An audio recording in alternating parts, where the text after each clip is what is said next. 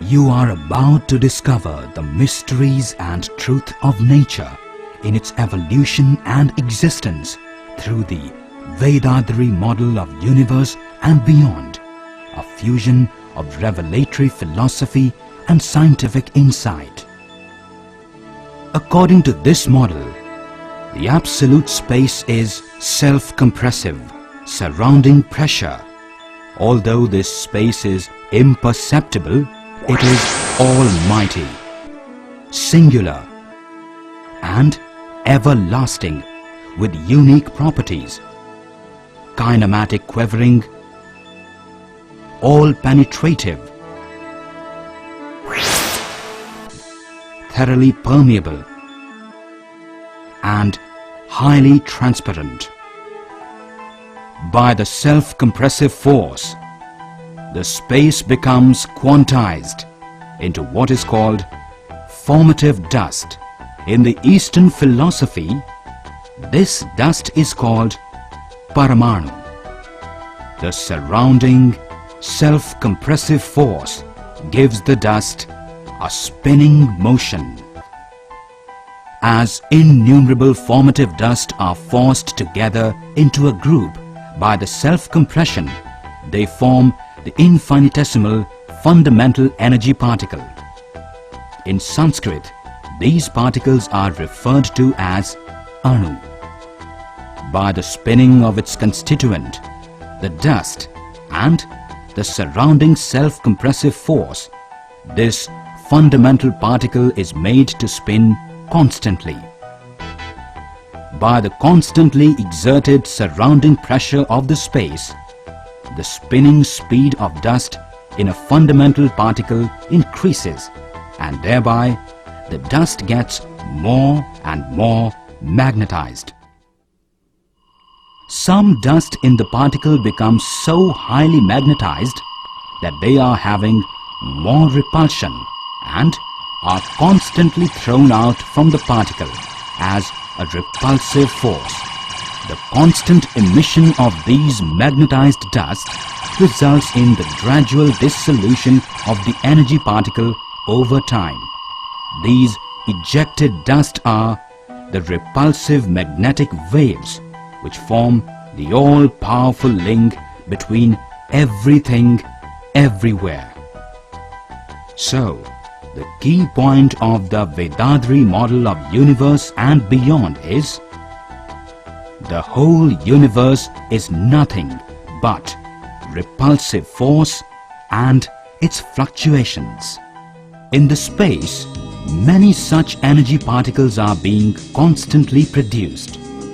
Due to the surrounding self-compressive force, these energy particles are forced to come near each other. But due to their generated repulsive force, they repel each other. This means that no two particles can ever come close enough to touch each other.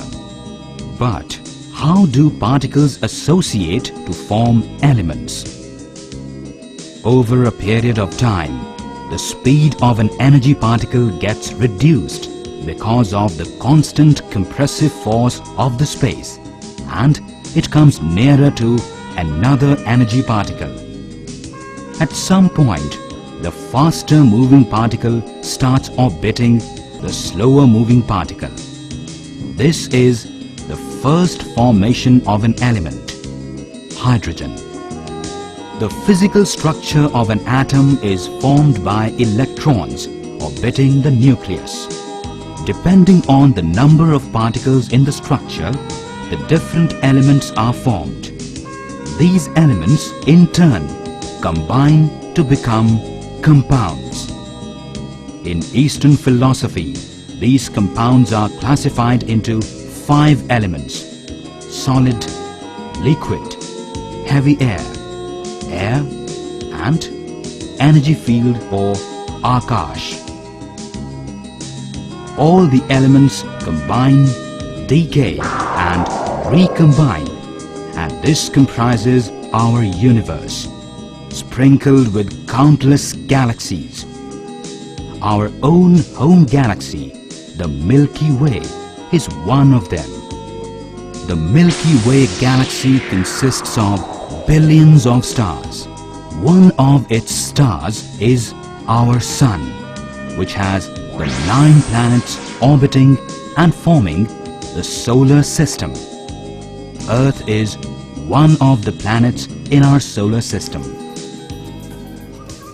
Everything we observe on Earth is varying combinations of the elements. When it happens that these elements are in an appropriate proportion, a circulation of free particles generating an electromagnetic field may begin within a small area. This is the origin of the most basic life form. Of course, life begins with the simplest of forms and has taken millions of years to evolve and mutate into the forms we see around us today.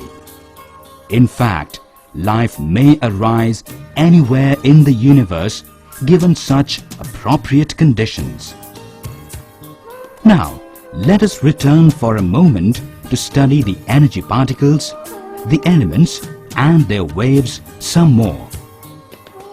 Within every element, the waves emanating from the energy particles come into friction with the powerful surrounding compression of the space and are thus annihilated as they are transformed into perceptible phenomena. In the pure energy field or Akash, the emitted magnetic waves are perceived as pressure. In the more intensified field of air, the magnetic waves get transformed and perceived as sound. In the denser field of heavy air, the magnetism undergoes transformation and perception as light and heat. In the liquid elements, the transformation of magnetic waves are perceived as taste. And finally, in the solid elements, it becomes smell. In Eastern philosophy, each of the 5 elements is associated with our perceived transformation of its magnetic wave. These 5 transformations of magnetism are called the Panch Tanmatras in Sanskrit. Now, back to our study of living beings. In the beginning, life began with only one sense and evolved as varieties of grass. Here, the 5 elements with a unifying, perpetuated magnetic circuit have become a living being with one sense, touch, that is, perception of pressure. The next step in the transformation process is the emergence of the creatures with 2 senses, touch and taste. Then emerged the insects and other creatures with the additional sense of smell, the 3rd sense. The reptiles have 4 senses, touch, taste, smell and sight, but no faculty of hearing. The animals that have the sense of hearing along with the other senses are called 5-sensed. Beyond the 5 senses emerged the human beings, endowed with the 6th sense, mind.